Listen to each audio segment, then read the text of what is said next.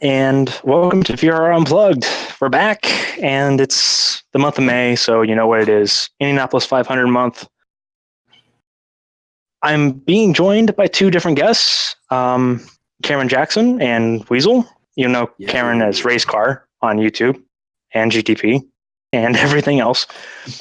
So, conversation, which will obviously dominate the next week or so, is Indianapolis 500 and IndyCar. Qualifying was this weekend. Saturday was bump day. Sunday was pole day.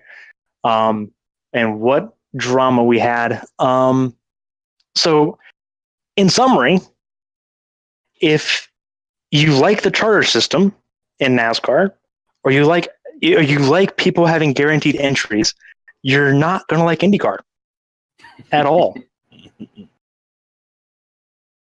So, not really. We're going to discussing bump day. It was notable for two things. One being rain. Rain interrupted, which a lot of people kind of predicted when we got past the 34 entry mark. Like, oh, bump day, which means probably rain. How it was in 2011. And because of the rain, James Hinchcliffe is out of the 500. Mm-hmm. And it's not because he got hurt. So the way it happened was James Hinchcliffe was the first one to go out after the rain. So, and I think the last person to go out before the rain hit was, I don't know if it was Danica. It was either Danica or Zach Veach. They were one of the last two that got out. So Danica set an amazing lap time in bump day. Everyone called it a fluke. James went out and set a horrible lap time and then sat for like 2 hours while everyone else ran. And in the process of him sitting and waiting, Oriol Servia had 3 attempts. Connor Daly had 3 attempts. Pippa Mann had 2 attempts. So he had time and he didn't. So when he ended up rushing to the fast lane, because there were unlimited attempts, which it took forever to figure out what it was, because people were saying 3, people were saying unlimited. Turns out it was unlimited. There was no limit as to who could run, as to how many attempts you could make. So,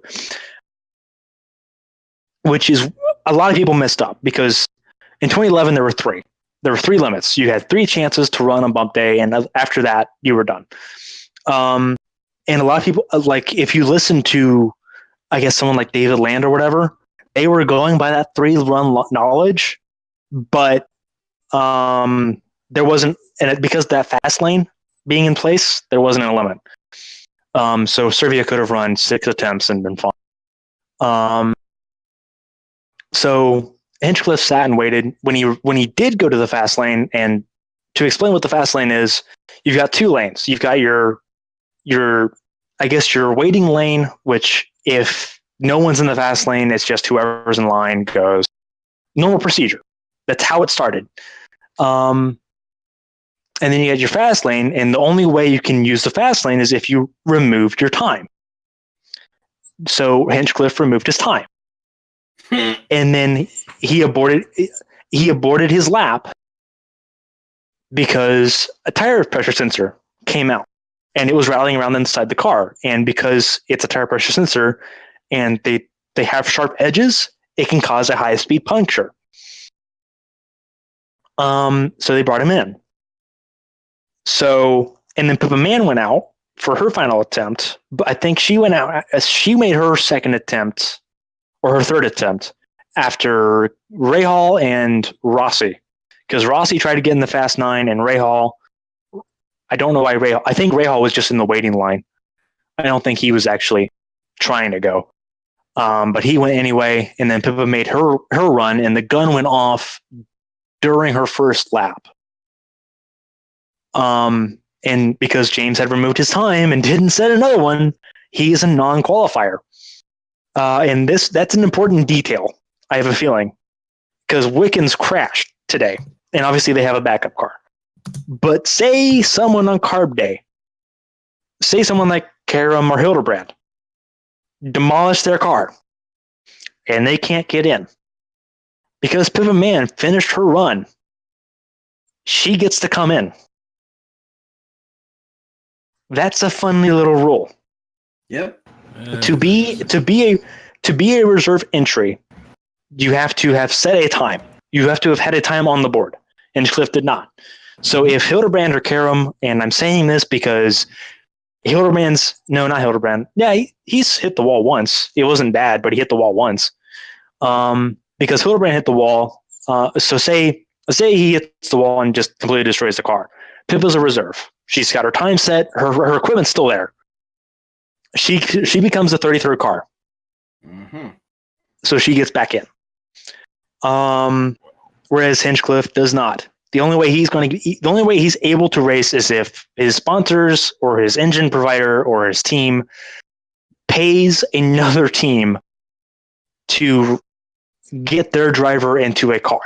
So say we'll use Munoz for an example because they're both Honda cars. Mm-hmm. SPM and Aero could pay.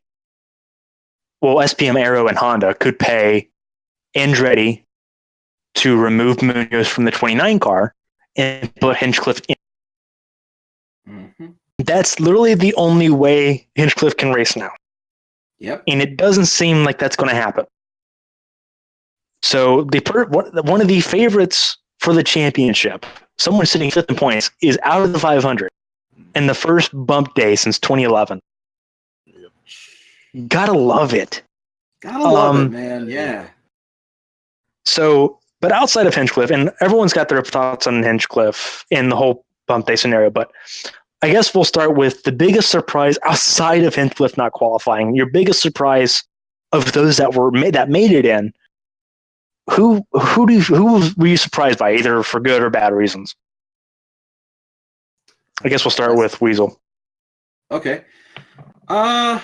Good surprise. I'm gonna say Danica Patrick starting off in 9th to get in on bump day, that miraculous run after Hinch pulled his time, and then, or before Hinch pulled his time, as a huge surprise, a good surprise, because I felt that she would be mid-pack, but I wasn't expecting her to actually make the pole shootout.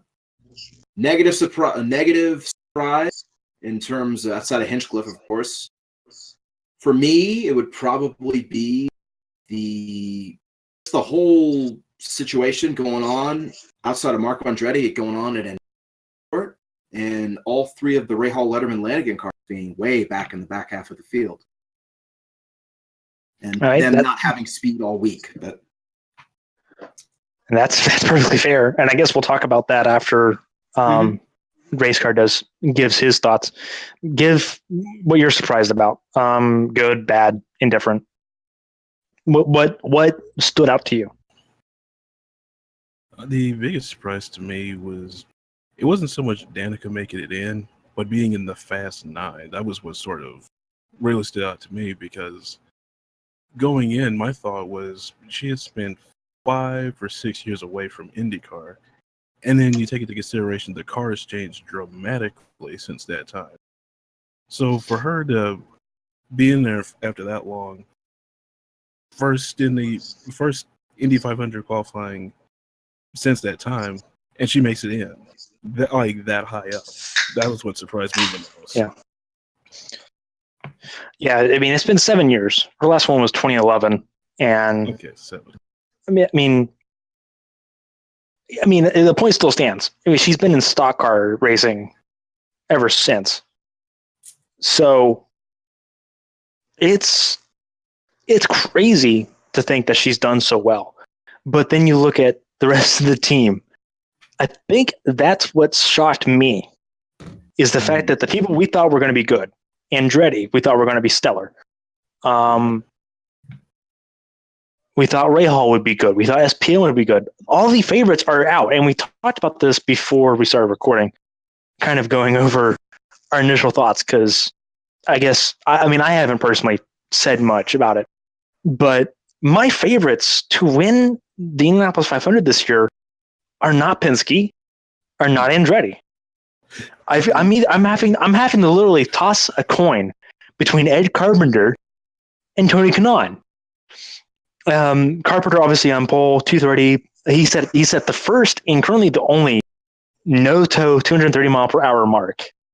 Yeah, And that was impressive. Yeah. all four of his qualifying laps on pole day were over 229 miles an hour. No one else had even broken into the 229 mark up until that point. So he outright just smashed the top 9. Well, Pagano did, and that was the point where I was like, well, maybe 230 may be possible. And then Ed Carpenter comes out. It's like, surely enough, here we are at 230. What Pagano set? I don't remember him setting. Was it 229 too? I want to say 220. I think he did multiple 229s. 229 to I want to say 229.5 on one lap as well. I don't know, because I remember his average. I remember his average was a 228.6. So yeah, it makes sense if he had a 229. I don't remember. I don't know. I was kind of blown away by the fact that Carpenter gained speed in turn 2 on his first lap.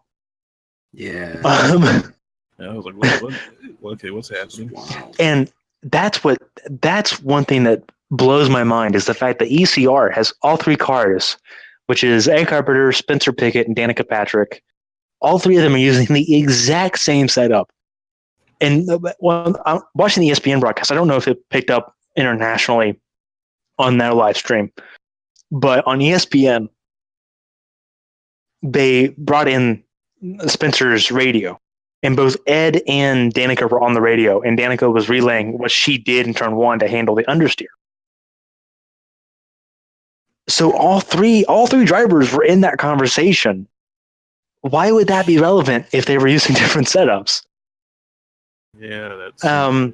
So if they weren't running identical setups, they were running really close setups the entire way through, which is stellar. Now they didn't do great today in practice. But at the same time, it was a lot windier today too. Because there's a front moving in. In fact, it started raining about a half hour after practice ended. Mm-hmm. And it's coming my way.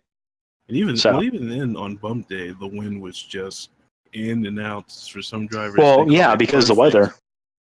Yeah, the weather was crazy. And some drivers just caught it at the perfect time, and then some drivers caught it at the worst time possible. Yeah, and I think it was. I want to say bump day was determined by random draw.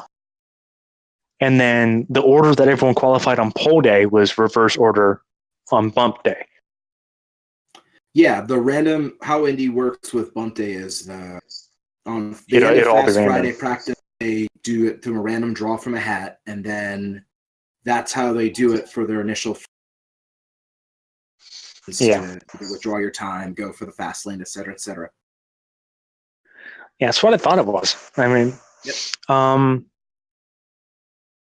But yeah, so yeah, my favorites currently are Ed Carpenter or Tony Kanaan, and I'm scared because I talked to you guys about this. Penske hasn't done well here. I mean, they had Montoya win in 2015, right? But they've been bridesmaids at best, and not even that the last couple of years because it was. Well, yeah, it was because Helio finished second last year. Yeah, Helio finished second last year. Wing and that. And then this 2017, no, not 2017. 2016 was Rossi and Munoz. Mm-hmm. 2015 was Montoya and Power. Mm-hmm. 2014 was Hunter-Reay and Helio. Yep. 2013 was Kanaan, and I think that was Kanaan and I want to say Kanaan and Dario because it was the non. It was. Yeah, Kanaan. Munoz was up there again, and third.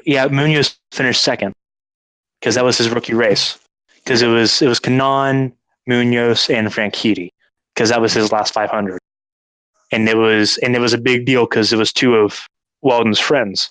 So you had Weldon, Franchitti 2012, and then Kanaan 2013, and that was a big deal. So Penske wasn't even a factor in 2013. 2012, I'm trying to remember. 2012 was Franchitti. 2011 was Weldon. I mean, like whatever it is outside of 2015, they just don't have it. Yeah. They just don't have it at all at Indianapolis, and that's what scares me because they're always quick, and then they screw it up. And with Helio being the best driver at Indianapolis, he's starting behind Danica. Like, I don't see Joseph winning it. I definitely don't see Simon winning it. And Will Power has no chance of winning it. Will Power is the one person I can think of in this entire field that has a less chance of winning than me. And at 230 miles an hour, I would scream like a little girl. Like, no, Will Power is not winning this at all. Yeah, see that again. Watch him just walk away on Sunday, and I'll have to eat the biggest pile of crap. I have jinxed it for eternity. I am sorry in advance to everyone that does not like Will Power. I am so sorry. It's this new car. It's gonna make things interesting. Yeah, the people that did well in the Universal Aero Kit last year seem to be doing, well, not Universal Aero Kit last year, but the Universal Aero Kit back before 2015. They seem to be doing better than the others. Carpenter was a big one. Spencer Piggott, I mean, he came from Indy Lights, and that's all Universal, so that makes sense. Yeah. Danica's, her last run was 2011, back when everything was Universal, so that makes a bit of sense. And the cars were more balanced in 2011. Much more balanced, yeah. Yeah, because and now you mention it, it's also was before, because with the DW12, the problem they always had was the rear was just always back heavy. It's not so much always back heavy with the DW12, it's just all of the added aero parts on the DW12, because the 2012 to 2014 cars, the problem was there was no rear downforce. Mm-hmm. And then they added all the rear downforce with the Universal Aero, with not the Universal Aero kits, but the manufacturer kits. Manufacturer kits. Yeah. We added all the aerodynamic bits, and then because the added carbon fiber added weight to the rear. So last year, essentially, the weight was 65% in the rear of the car, whereas now it's about 55%, which is why everyone's pushing instead of understeering. Yeah. When you look at, if you look at Davidson's crash, you look at Wickens' crash today, Hildebrandt's crash. I mean, with Davidson, he lost it out of nowhere, caught it, and then it just plowed straight. It didn't snap; it just went back straight into the wall. Mm-hmm. Wickens understeered into the wall, and Hildebrand understeered into the wall. So it's all been understeering problems, aside from Davidson, but that's Davidson, and he can't do anything without spinning. So, I mean, it's weird, but it's cool because they've somehow managed to keep it for the passing. It's still going to be competitive up front. In fact, this morning, they were kind of making predictions that this would kind of be like the 2013 race. And for those who don't know what the 2013 race was, that's the record amount of lead changes, 86. Yep. Mm-hmm. And people are saying, like, that's possible. That's really possible. So it's going to be competitive for like the top 5, which is, I guess, good. It's not 2006, so we're good. But I guess time to go down the list, I guess, for everyone starting Indianapolis. We're going to go team by team because there's a lot of teams, a lot of new names, a lot of new. There's 4 rookie drivers, I think, which is I was surprised that there wasn't more. I guess we'll start with the rookies. Pick on the rookies a little bit. We'll start with Wickens, Robert Wickens. He's been the star of the show this year. But we talked about Hinch and SPM not being good. Yeah. So, where do you guys expect him to finish? It's I think I'll hand really, this off to Race Car first.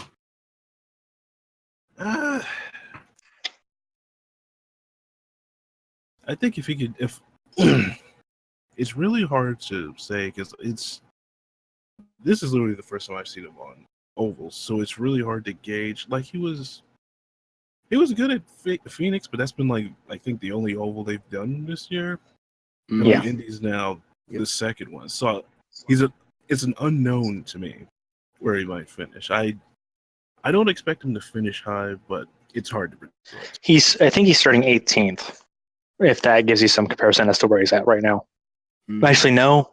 If he's going to the backup car because he might have damaged the chassis, he might be starting last. I don't know. We'll have to see. We'll have to see. But provisionally, he's 18th, so he's outside row 6. Yeah, so he might finish about. I predict probably about the same spot. It makes sense, right? Weasel. Man, well, I mean, I rate Wickens fairly highly, but again, Smith Peterson Motorsports been fast all month. It's kind of a toss-up. I think Carb Day will give a better perspective and a better tune-up to see who's going to be fast or not. I honestly don't have any picks or predictions. This race is, to me, almost wide open. Really.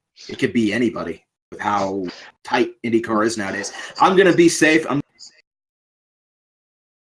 top 10 to be like the best of the best. I don't expect him to win. I expect him to contend for Rookie of the Year. But I would say at best a top 10. At worst, he'll finish maybe in the 20s unless something goes wrong. Car failure early on, or he gets caught up in somebody else's accident or what have you. Right, so my opinion on Wickens is a bit different. Last week, everyone was focused on race trim last week. Yep, Jay Howard was the fastest of all of those cars. that's true. And I'm not kidding. He was the fastest of all those cars. No, it's true. It's true. And he's starting. I think Jay Howard's starting 22nd. And Harvey, the other SPM associated car, is 28th. So you said it was going to be wide open, and I don't think that's the case. I think it's going to be the case for the top 10. The top 10 will be battling around quite a bit, and it will be interesting to see who all jumps in and out of the top 10. Once you get 15th on back, it's difficult to play it out because you're going to have so much dirty air, and everyone's complained about that. So Wickens currently sitting 18th. Obviously, it's provisionally where he's going to start. If he starts 18th, where he's currently slated to be, I would say maybe 14th. I don't see him being stellar. If he's starting last, and then it's just going to. I don't see him. If he starts 33rd, I don't see him getting any higher than like 18th. I don't see him getting any higher than breaking even. It's just one of those things where the team's not. It's not great. The team hasn't shown much at Indy, at least not on race day. But qualifying, they've been good. They made Alotion look like $1 million a couple years ago. Yeah. But on race day, they don't seem to have it, and this looks to be the worst they've been at the Speedway in several years, and that's not something good to say. I don't like saying it, especially because Wickens is so good. Yeah, but I don't see him getting into top 10 at all. I don't see him outside of pit cycle. I don't see him being top 10 at all. I don't see. I mean, I don't even see him being contender for Rookie of the Year. Really? Wow. Okay. I don't see it. I mean, I think Kyle Kaiser's been really brave. Kyle Kaiser, I think Kyle Kaiser is going to be my Rookie of the Year personally. At least for Indy anyway. I think he's going to be Rookie of the Year. Claiming DeMello, he's quick. I mean, Claiming DeMello's got the other coin oval car, so he's automatically just going to do better than Daly. Yeah. Which is unfortunate. Very. But Clement DeMello, he's starting close to Kaiser too. And there was another rookie. I'm trying to think of the other rookie's name. Matthias Leist, he outqualified both of them. Oh, Laced. Yeah. I see him wrecking. So yeah. I think the question will he's be- a quick guy. He's a quick guy, but he's put him around Karam, and it's over. You put him around Karam, it's all over. I see Kaiser being rookie of the year. I see Kaiser being the rookie that possibly gets 10th. I don't see a rookie getting higher than 10th. Okay. It's okay. I mean, it's a valid opinion, I think. Yonkos have been all month, been a little team that could, so a little team that could get to top 10 like Javi Chavez did last year for Harding makes sense. Chavez is a dark horse. I genuinely think that Chavez is a dark horse. He's someone that I think now that they've got a full-fledged effort going on, you've got Al Unser Jr. Yep. as driver coach. You've got Brian Barnhart, who's obviously smart. Larry Curry. They've got. You've got a ton of cool. There. Yeah, I mean, you've got an operation that has worked so hard. Ninth at Indy. What was it? 4th at Texas. They did the super speedway races last year. Indy, Texas, and Pocono. They didn't do so stellar at Pocono, but I think they crashed out. They had problems at Pocono that ended up leading to a crash. But at Texas, I think they crashed out. Pieces. Yeah, at Texas, they picked and they got 10. And then at Indy, they were one of the best Chevy runners. They were like the only other Chevy in the top 10 lap at Indy with the manufacturer kits. Yeah. Yeah. So they're a dark horse. If they get the strategy right and cautions fall in their favor, I'd say that he'd get a top 10. I'd say that he'd be pretty comfortable. Okay. And the team, I think the team would earn it. It's not one of those things where they'd luck into it. I think that they would work at it and earn it. No, they got too much experience at but back on topic with rookie, would you say? I see Kaiser getting 10th. I see Clement DeMello, he's someone that I think could be 12th, 13th. Yeah. Lace would be. I think Lace is crashing out early on. I see it. I mean, I don't like saying it because Lace is quick, and he's shown that he's quick. He's impatient. It's the 500. Indy's a race. Indy's a race of patience. He's fast, but Lace is shown he's shown bits of being impatient and just making not dumb mistakes, but making chancy mistakes at the wrong time. Yeah, absolutely. All right. And speaking of Clement DeMello, and this is important because we're going from rookies for Indy and rookies next week. Not next week, the week after. Clement DeMello. I personally thought was going to he had 8 races, and so he was just going to fill the gap between him and Fittipaldi coming back in Mid-Ohio. No, that's not the case. The Haas F1 development driver, what is it? I'm trying to think of his name. Santino Ferrucci. Yeah, that guy. Obviously, I haven't focused on him too often much. He's from Connecticut, but he moved to Italy in 2014 to race in Europe. He's driving for Coyne in the 19 car at Belial. Yep, I read about that. Which is, I mean, it's okay and it's cool. I'm okay with this. I'm not okay with what will happen if he doesn't impress. Because Gunther Steiner, I am quickly becoming. I'm quickly not liking. Yeah, Steiner ruffled So you have feathers back when he was the chief at like Nardi or something. Jaguar. He's been around for a while. Jaguar, yeah, that was it. He did not make friends there either. He's just his personality and how he runs things. It makes no sense to me. We have no American drivers ready, but yet you have Romain Grosjean, who's underperformed massively this year, and you're still like, oh, we're still firmly behind him. And he's still complaining about the brakes. And he's still complaining about the brakes on that Haas. Still, they've switched suppliers so many times. Grosjean, I think Grosjean's used to Lotus. He wants Lotus years back because he was good then. Yeah. Yeah, he's someone I could care less if he goes away. Yeah. Well, actually, I would care because he'd probably come over here, and I don't want that. He'd go race NASCAR. He says he's wanted to for a long time now. Yeah. Wouldn't mind, honestly. So Santino Ferrucci is driving for Coin, the 19 car, at The doubleheader. Belle Isle for both races. Should be decent. He's young. He's decent. He's a F1 development driver. He's in GP2 right now. Yeah. Formula 2, and Formula 2, my bad. he's not Sean Galale. No, he's not. He is not KFC material. No. Yeah. So he's decent. He's not Dracone levels. So No. Oh, I don't. You're gonna have to try now. to find somebody like Dracone. Yeah. I'm trying to think of someone who's as bad as Dracone, because Dracone was worse than Maldonado. Maldonado never hit his team members, and Dracone hit his pit crew members every single race. Yeah. Every single race, and he was so far off the pace. Yeah. He was so far off the pace. I'm trying to think of someone. Do you know? The go-to is Milkaduna. The go-to for bad.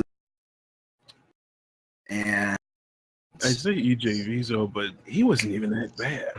Vizo was not bad. No, he had bad luck, and he was again the right kind of. He just ran out of money. For a long time. He ran out of money. Yeah. Mm-hmm. Venezuela's economy tanked, and he lost all his money because he had Citgo sponsorship.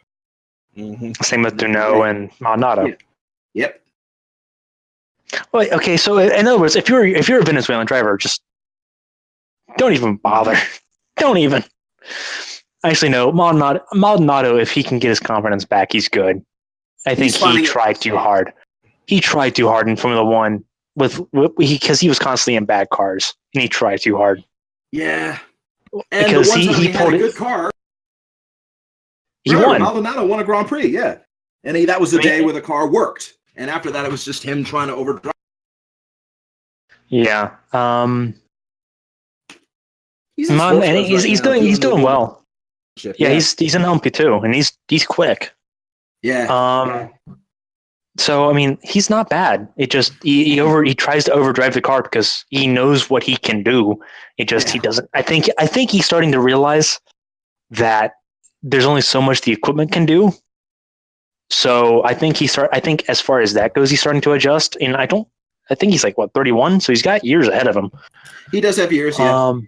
He's not old yet. So he's not bad. But yeah, Santino Ferrucci. The thing about him driving in Belle Isle, I think he's going to be decent. I'm just afraid of what Steiner's going to say if he doesn't light the world on fire. Yeah. Because I brought that up. I'm quickly becoming not a fan of Steiner, and it's so disturbing to me. Yeah. Because F1's trying so hard to build a market in the United States, and Gunther Steiner is just shooting it away. Yeah. And it sucks. Yeah, I mean, it's great for IndyCar. It's great for IndyCar because it creates that nationalism pride, because you've got people like Newgarden and Rossi who are obviously F1 material. Yep. Newgarden's one of the few people that has a super license, that's eligible for a super license now. Yeah, because he won the championship last year. Mm-hmm. How it works is a point system, and depending on it's so many, the FIA grades so many championships by so many types of points, and every 3 years points for and so if you win the IndyCar championship, you're automatically eligible for a super license. Yeah, you need to earn 40 points across 3 years to be eligible for a super license. Yep. And the IndyCar championship is the only championship outside of Formula 2 that automatically awards a super automatically awards us 40 points. Yep. So of all the drivers in IndyCar, you've got Scott Dixon, who's eligible, Mm-hmm. Pagenaud, who's eligible, Newgarden, who's eligible. Mm-hmm. Trying to think who finished second those years. Pagenaud. Trying to think who Pagenaud beat. Pagenaud beat Dixon, I think. Because it was I the don't last remember. race of the year. It was, when Pagenaud won the title, it was that battle. It was 2016? 2016. 2016, because 2017, Yeah. Newgarden won. 2017, last year. So Pagenaud in 2016. Yeah, there's only two drivers. Yeah, there's only two drivers. Well, three drivers eligible for super license right now, and that's Newgarden, Pagenaud, and Dixon. Yep. Well, Rossi's expired this year because he's been out of Formula One for 2 years. Yep. So it works.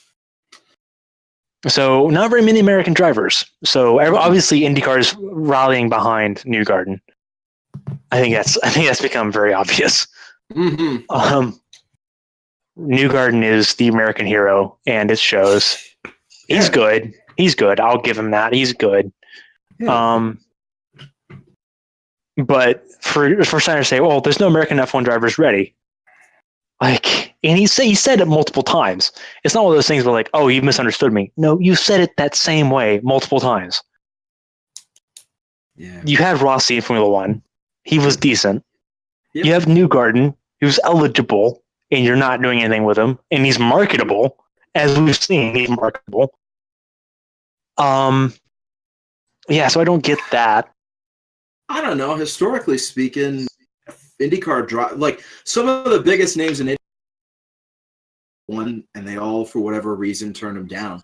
Like Rick Mears had 2 F1 tests, and he was as quick back in the early 80s as Nelson Piquet, and he chose to stay in IndyCar to race for Roger Penske. And I think Newgarden It's now. politics. Yeah. Yeah, I mean, Newgarden's with Penske. If you leave Penske, you may not come back with Penske, No. and that's a risk. Yeah. That's the And thing, you're comfortable, and unless you're in a top team in F1, there's not much you can do about it.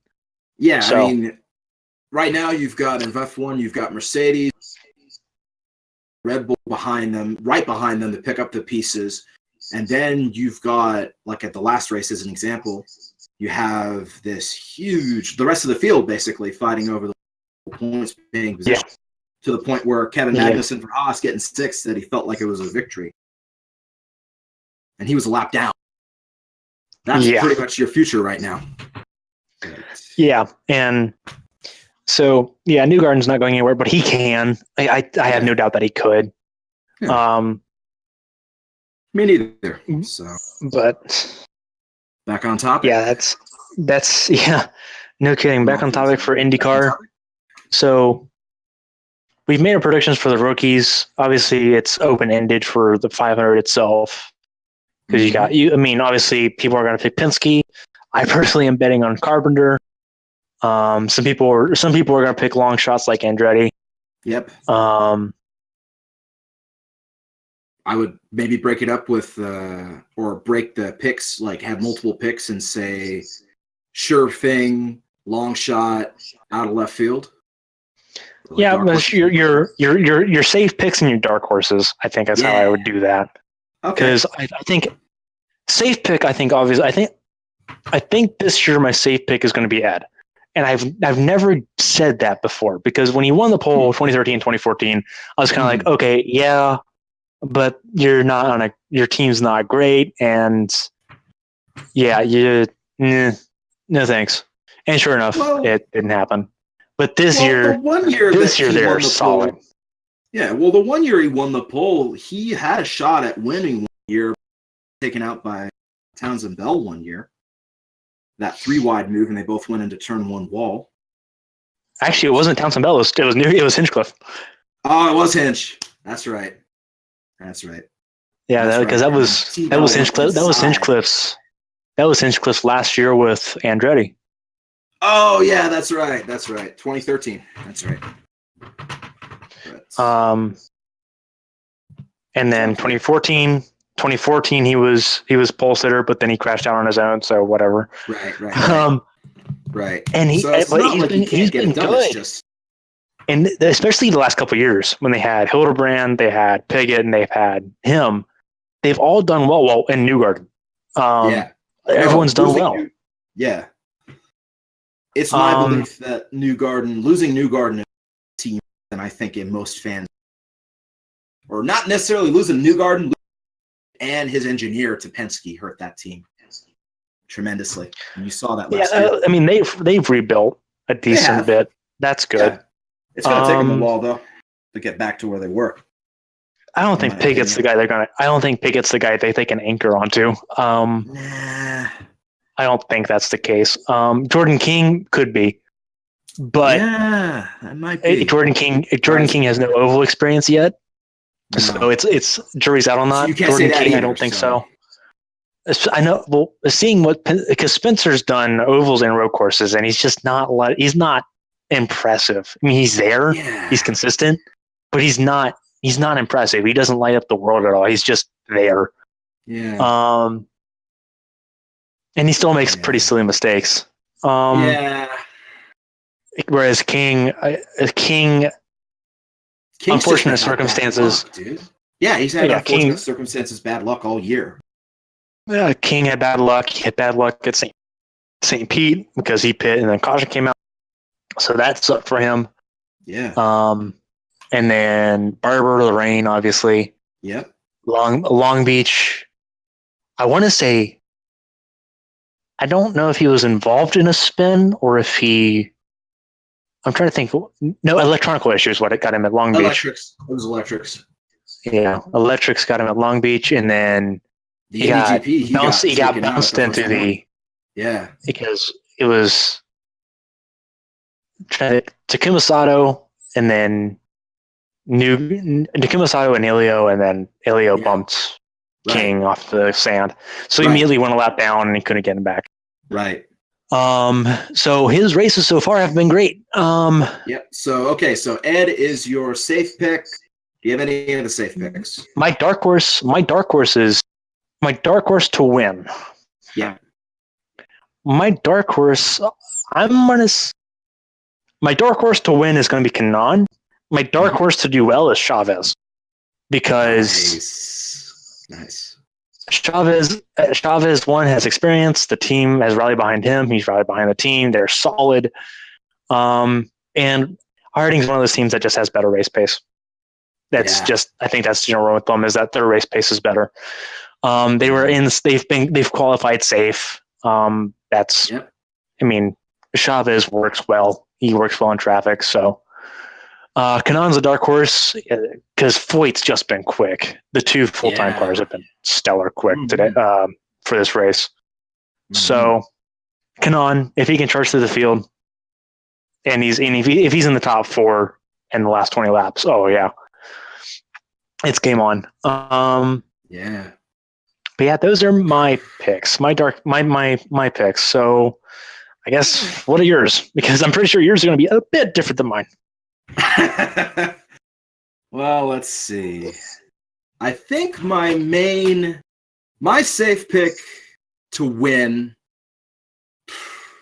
I'm going to go with Elio Castroneves. He did okay during qualifying, but he's been up there in regular race pace simulation modes. He's been up there in the top 10 all month.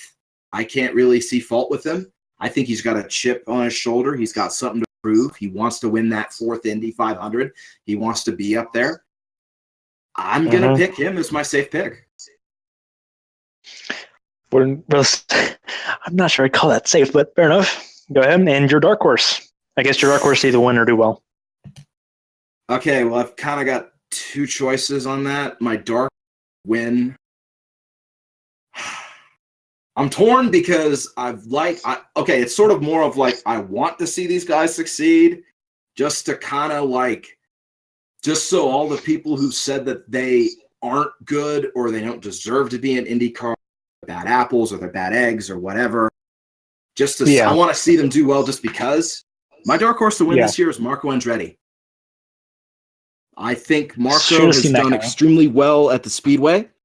I say what you will about his other race results. Marco clears his head and he gets down at Indy. And if he has a car that he is not, if he's not complaining to Brian Hurd every single lap and every single run that something's wrong, I think he is going to do well. I think he might have a shot. This again is considering 500 miles, long race, what have you. My dark horse to do well, Sage Karam and Dreyer and Reinbold Racing, because he was the fastest. Okay, throw out the fact that he was the fastest today in practice. Bring in the fact that, again, same kind of situation. He's got a lot of emotional baggage he wants to sort out with. He's got a team that believes in him. He's got a great teammate in J.R. Hildebrand, because say what you will about Hildebrand, that guy, there's a reason why Ed Carpenter had a reserve driver and wanted him to fill in when Newgarden broke his hand in Texas a couple years ago. Yeah. He's got a good solid number 2. He's shown speed at Indy. He should have won Rookie of the Year in his rookie year, but he didn't. When he started in ninth and then back from dead last to finish ninth, that should have won Rookie of the Year that year, but it went to Kurt Busch, obviously. 2016 was the one I remember going, okay, he's got it. He's going to start moving. And then he gets taken out by Townsend Bell. I was going to say, J.R. Hildebrand was Rookie of the Year in 2011. Right.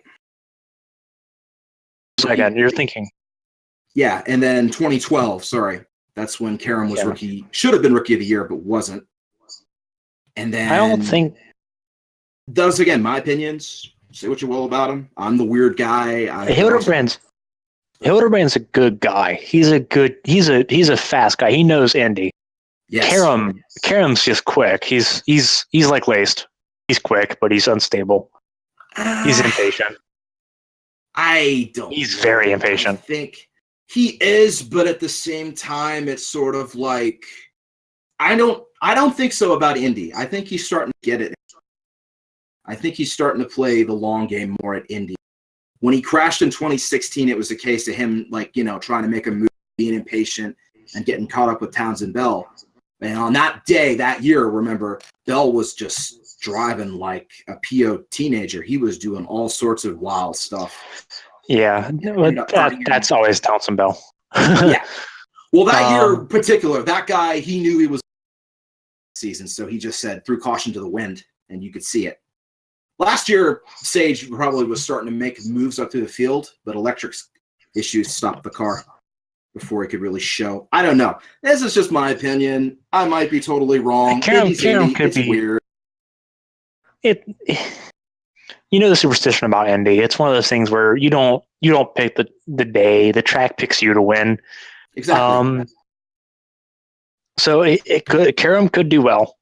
I mean, for his career, he needs it. Yeah, he definitely needs it. Hildebrand needs to do well.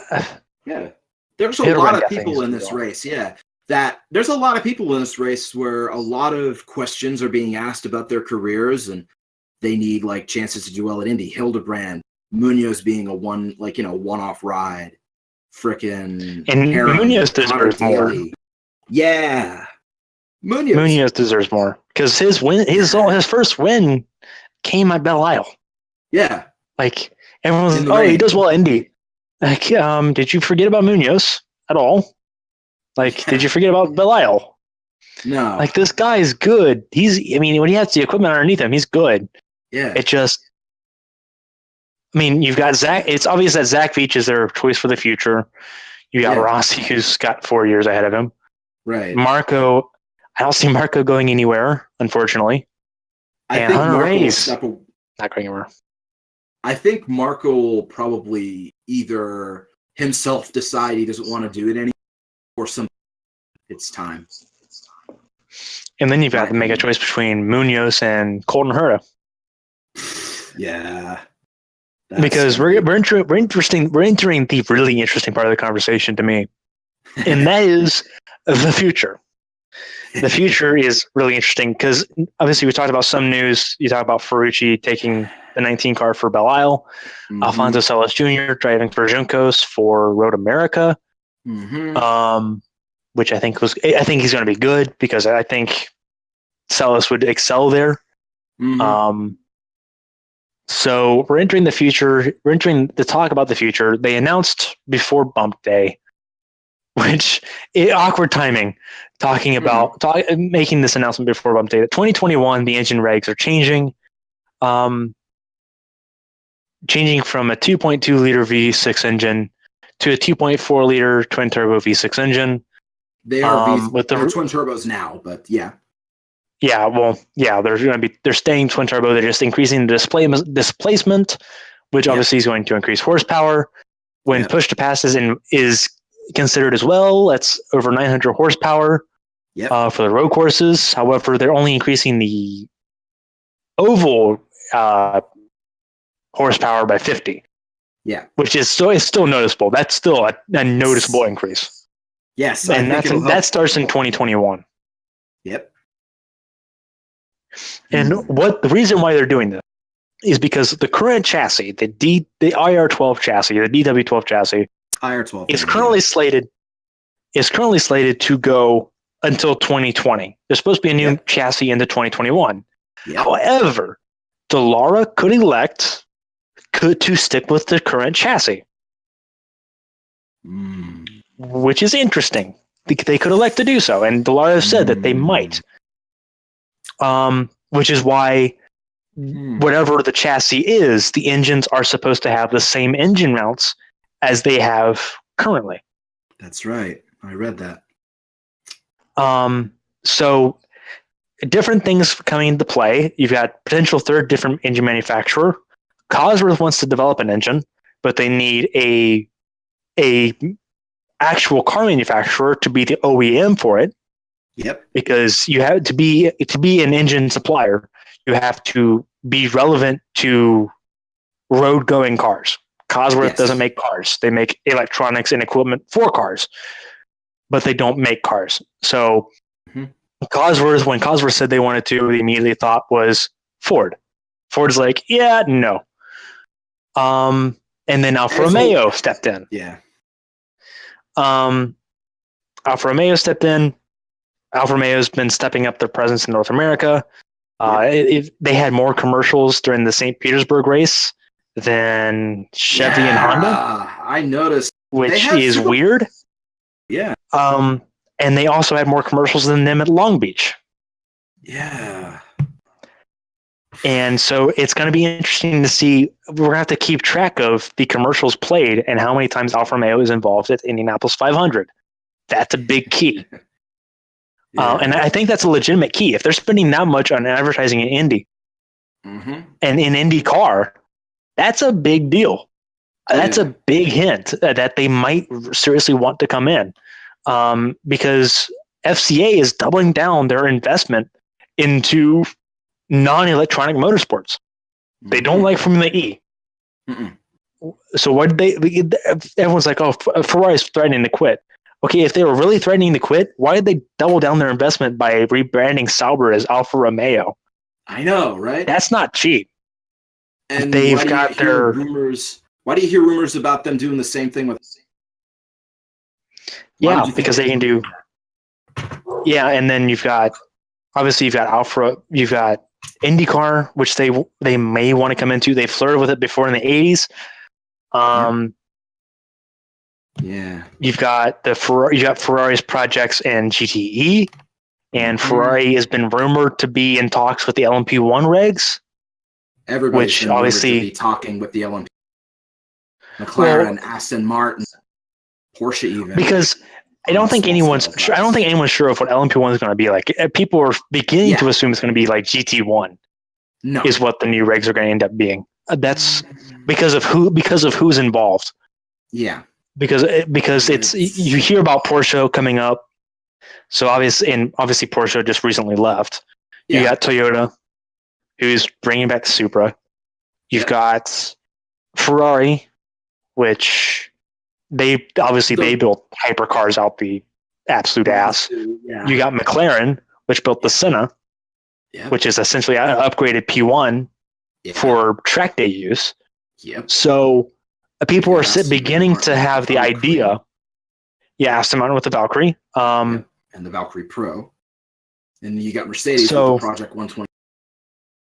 Yeah, and so you've got a whole bunch of manufacturers that are known for mostly for the hypercars, for the cars that people dream of having a GT1 class for. And these are the same guys involved with the LMP1 talks. And then Toyota, which has the Supra, which I don't see working very well. Not as GT1 anyway. Well, they did show off that concept car that was like basically the 15. It's in Gran Turismo. Yeah, that one. Yeah.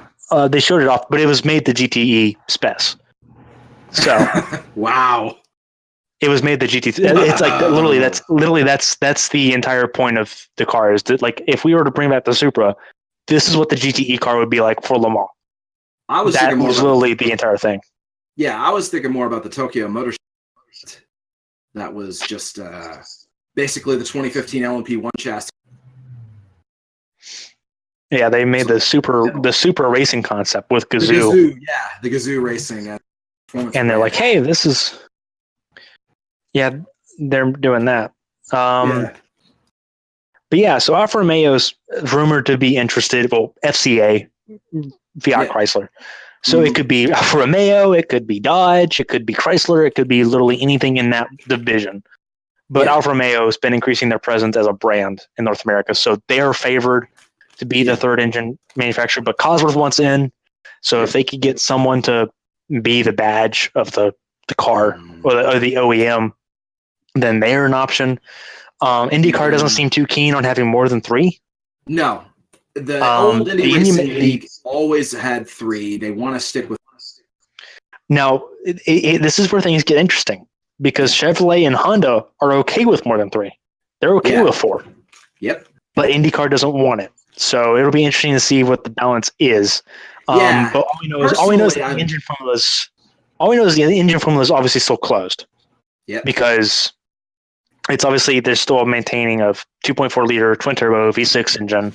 Here's how much horsepower you can make. Here's what the push to pass is supposed to be.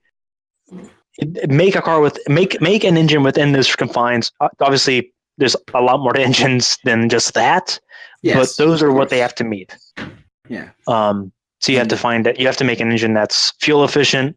Obviously, Alfa Romeo's used to Formula One, so that shouldn't be a problem.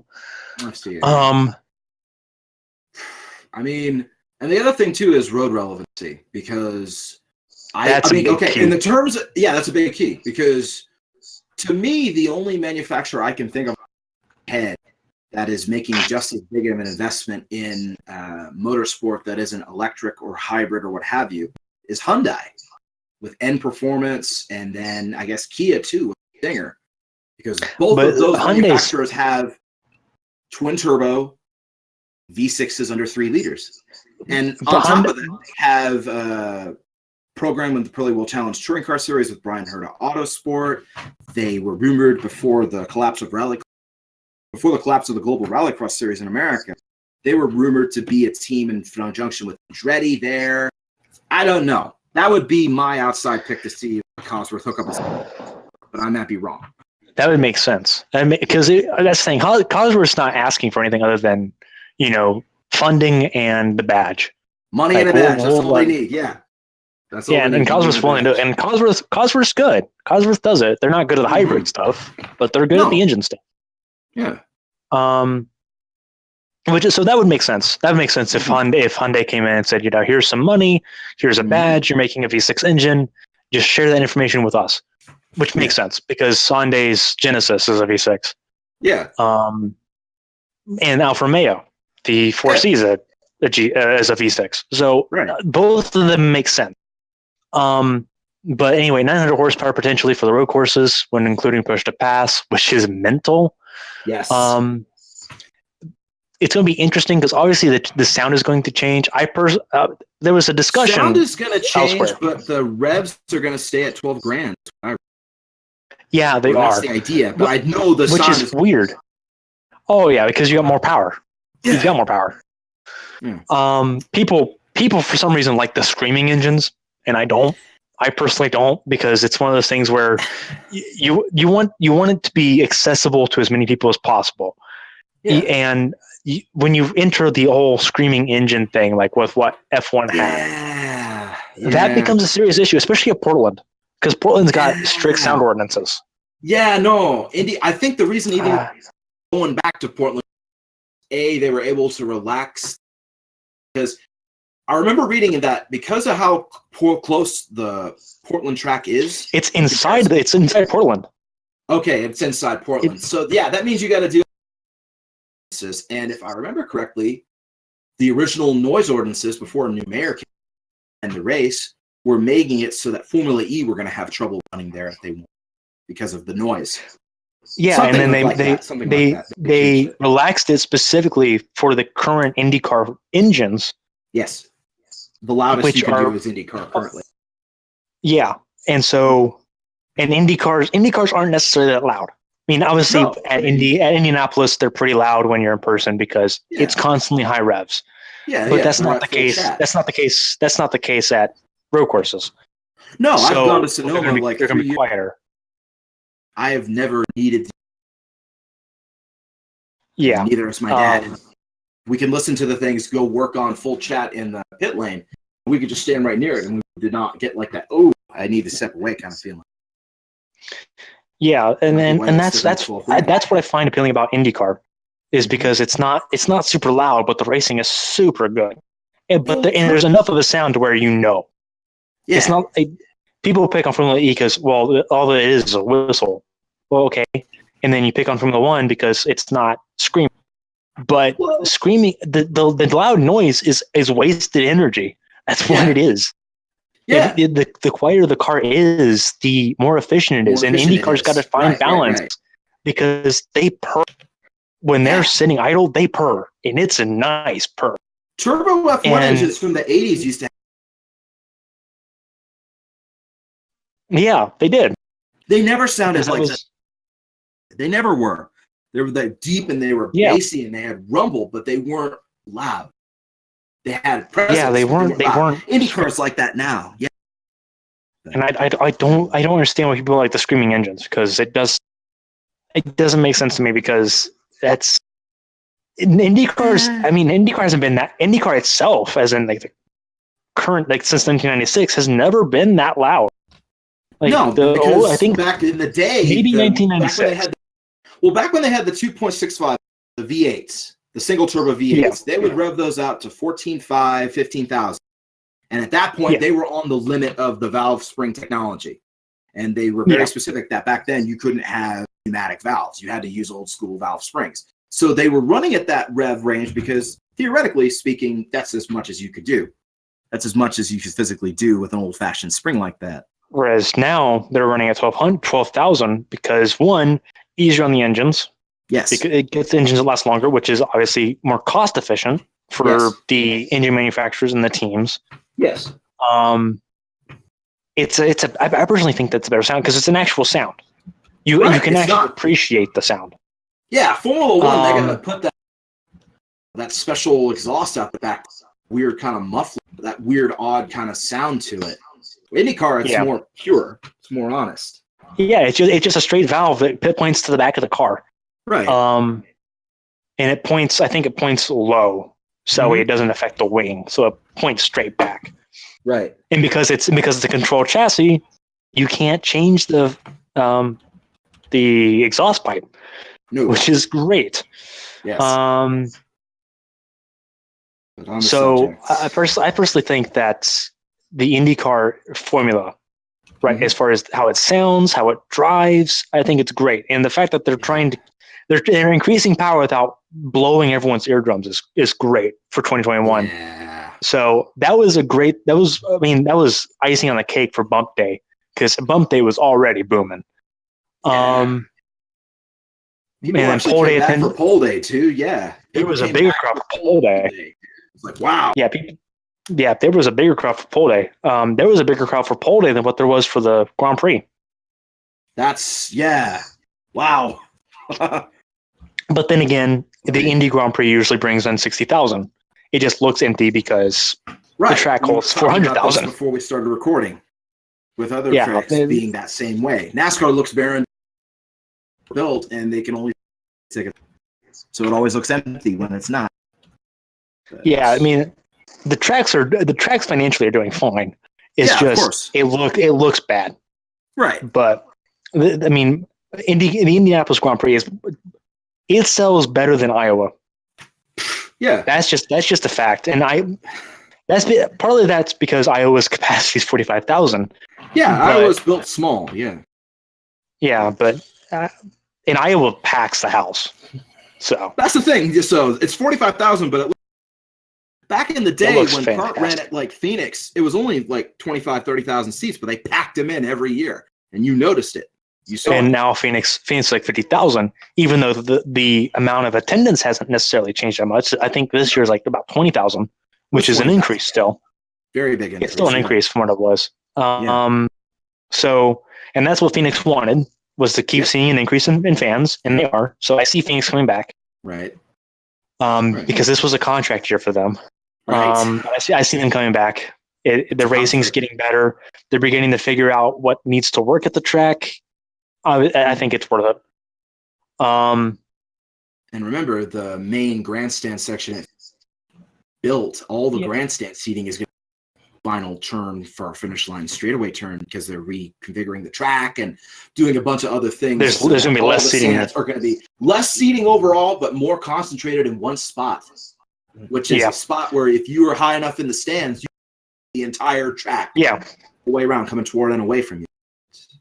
yeah, which is good. I'm excited to see that. Hopefully they keep going to Phoenix for a little bit, because they've worked so hard to figure out this.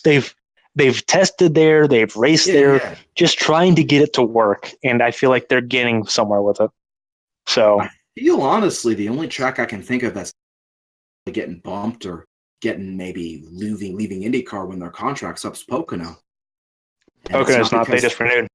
They just renewed? Yeah, Hey, all right. they're stuck. They're here until 2020. Okay. Yeah, they renewed last year. Yeah. I noticed the crowd was a little bit bigger there last year. And the It- well, racing there, I always love it. They but- started. Belle Isles is important to Chevrolet. They're going to market the hell out of that.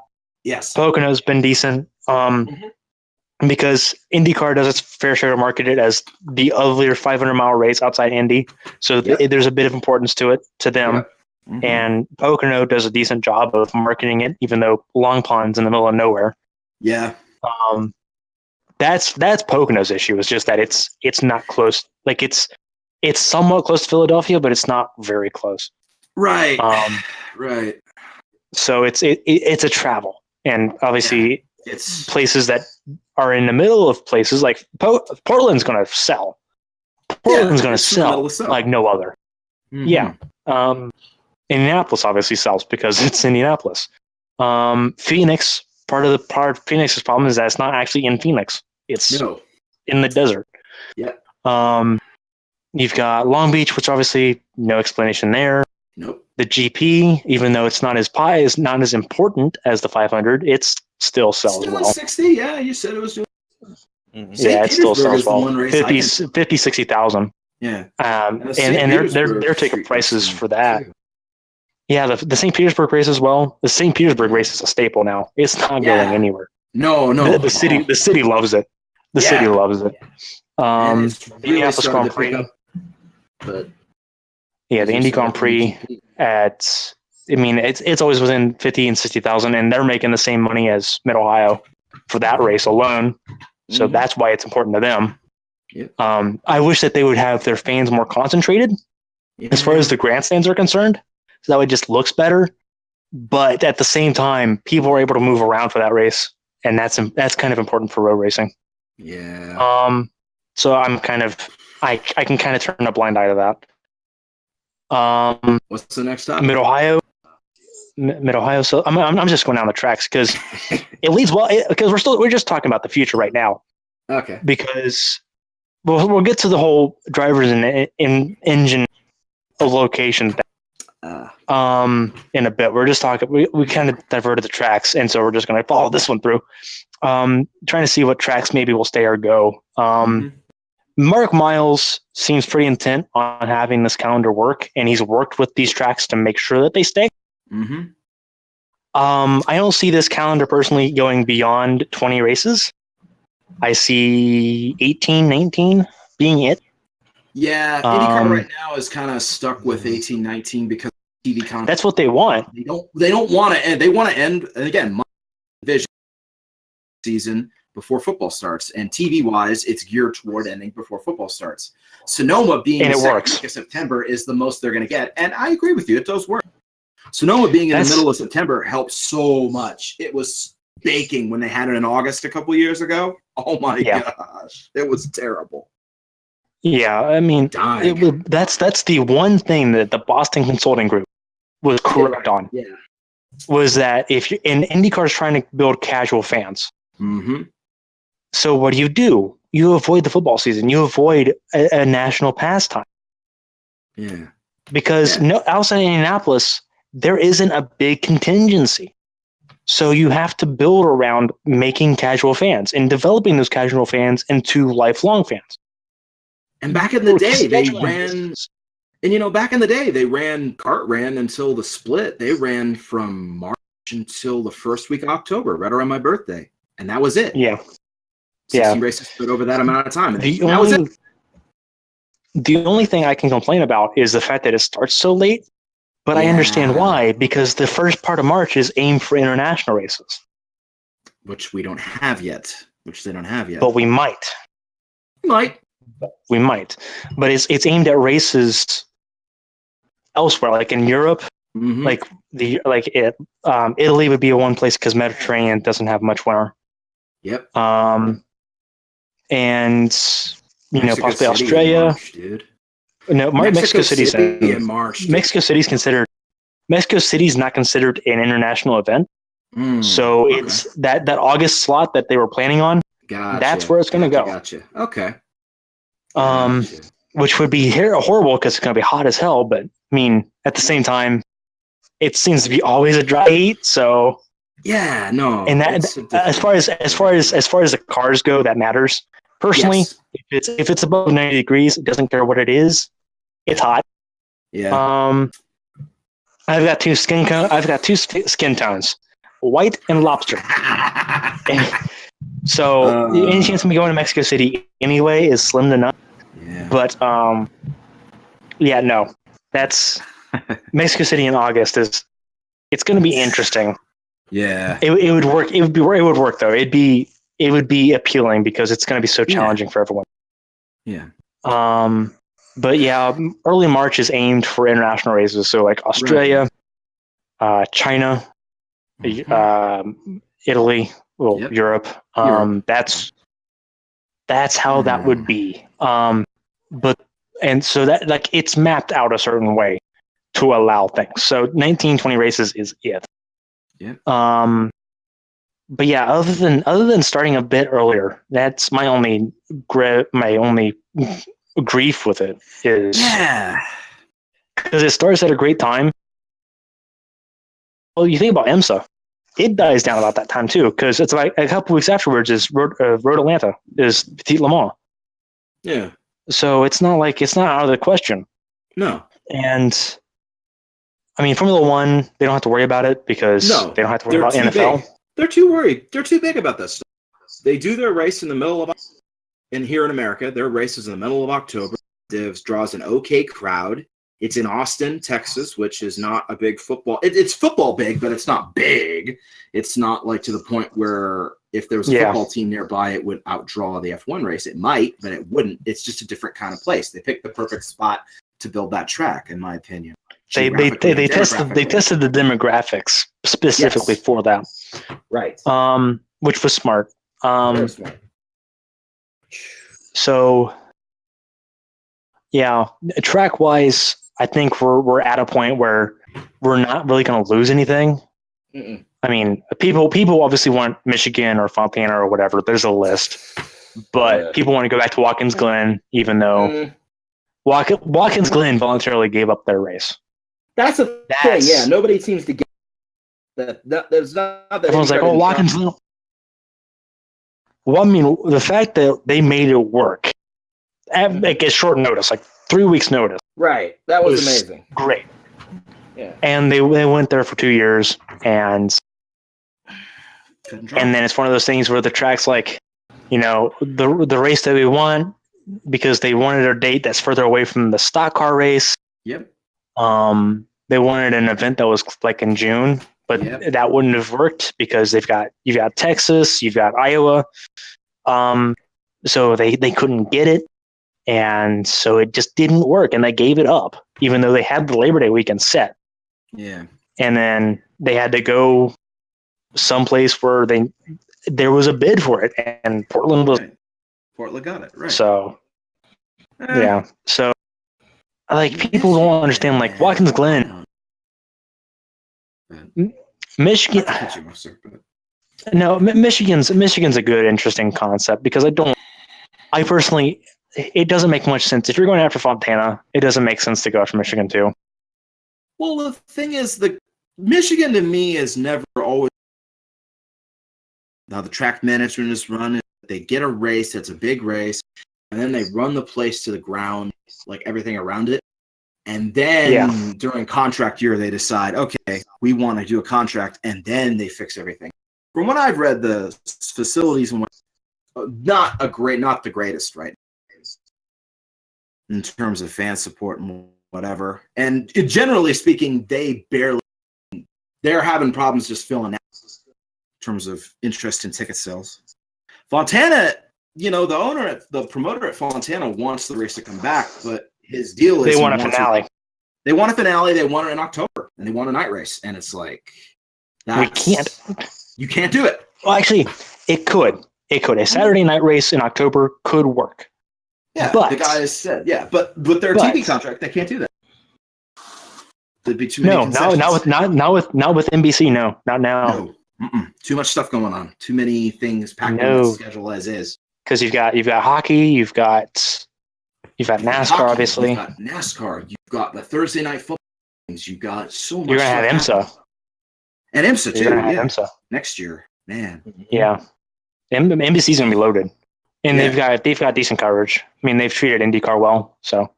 No, they treat it well. I watched like on Sunday. After it was over, I was out and about, and I ended up going to a place with my dad, and we watched the Preakness, and I was impressed with how they were able to. I was watching. It's obvious what they care about and what they don't. Right. Because with NASCAR, they tried for a year, and then they realized how much money they were losing, so they had to fit in more commercials. Right. Whereas IndyCar, they made a deal back when it was Versus, and then that deal just extended because they inherited Versus. Right. So they've made so much money, and now that they've helped IndyCar grow as far as TV goes, which is difficult as hell to do. Yeah, but they're doing it. It's one of the only racing series to get actual growth year to year in terms of rating. It's small, it's hard to see, but it's there, and on paper you can say it's there. But attendance-wise, they're doing better. Television-wise, it's always up and up and up and up. But NBC stuck with it, and they got an amazing deal when they inherited Versus. Yeah. And the same thing with hockey. God, yeah. I mean, they've won, especially with Vegas. Vegas has captured the imagination of the world over. So I know they're making some bank. And then obviously IndyCar, you've got your horse racing, which obviously draws audience. No, they do so much, and I'm going, if they can do half of what next year for Indy coverage, I'll just be set. I'm not going to be happy. I'll be happy. And they've got good commentators. So you got Lee Diffie, you've got Townsend Bell, and you've got Paul Tracy, who are a great group. Yeah. I mean, next year's going to be good. Yeah. Next year's going to be good. I'm looking forward to even if it's just the same calendar, it's going to be good. Yeah, no, it's going to be good. My camera's ridiculous. Speaking of next year, oh boy. Yes. The cars and drivers. Oh boy. This is the fun conversation because for those that don't understand IndyCar, for those that are just listening in, once this is uploaded to YouTube, for those that are just listening in, IndyCar and its manufacturers. There's a deal in place. IndyCar compensates the manufacturers. The manufacturers lose less money making engines. They still lose money, but they lose less money. So the aim with two manufacturers is 26 cars. That's the limit for full-time entries. Period. Yeah, No so 13 negotiation. each. 13 Yeah. each. 13 each. Honda's currently at 12. And Chevrolet's at 10. I think. That sounds weird to me. Let me check. 12, 10, 22. Never mind. That works. Yeah, that's right. Yeah, 22 cars. Because of Harding and Juncos. Give me a Harding second. and Juncos makes it 10. Yeah. Otherwise, it's 8. Give me just a second. Everything's starting to go nuts here. No worries.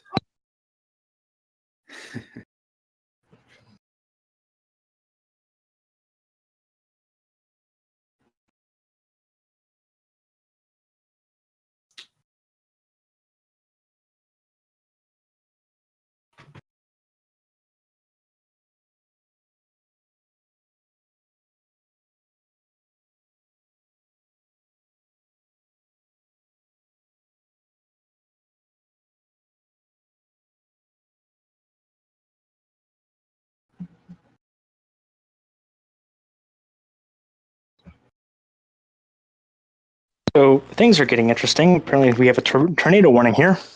Whoa. Wow. Wow. Yeah, that's where everything was going nuts for, is because my mother was yelling for me, kind of letting me know. So yeah, we might have to cut this a little bit short. Dude, I'm totally cool with that.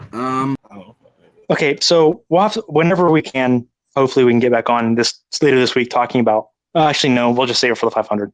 Okay.